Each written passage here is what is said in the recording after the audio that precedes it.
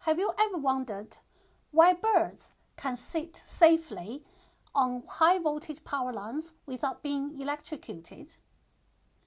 We know that these overhead cables are very dangerous because they are highly charged with electricity. The voltage is very high, but why can birds sit on these wires safely? Now, it is not voltage that kills, but voltage differences which are needed for electricity to flow.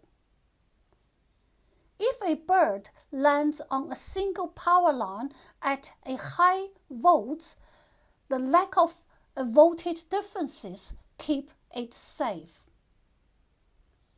Having said that, if the bird extends its wings and accidentally touches another power line at a different voltage, it will be electrocuted. That is why electricity company put plenty of space between these cables. It would also be dangerous for a bird if it sits on a wooden pole with another feet accidentally touch the wire. The birds also will be electrocuted because there is a different voltage between those 2 feet. Electricity is generated in power station and transported via the national grid. Before electrical power leaves the power station, it is transferred at a higher voltage by using step-up transformers to increase the voltage.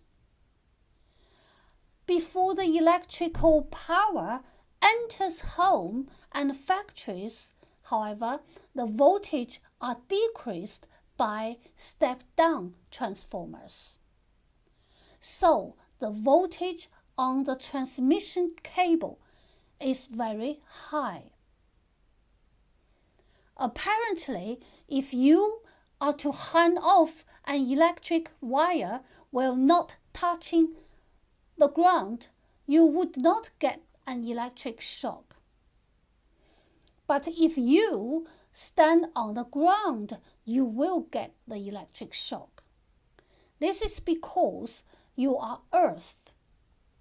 A short circuit is complete and a great deal of electricity flows through your body. A UK plug is a 3-pin plug. Live wire is brown. It is connected to the generator of the power station. Neutral wire is blue. It returns the electricity to the generator by completing the circuit. Earth wire only carry electricity when there is a fault. This is used when a device has a metal casing to take any current away if the live wire becomes in contact with the casing. Electricity is dangerous. Please follow the health and safety guidelines and always be alert and cautious with it.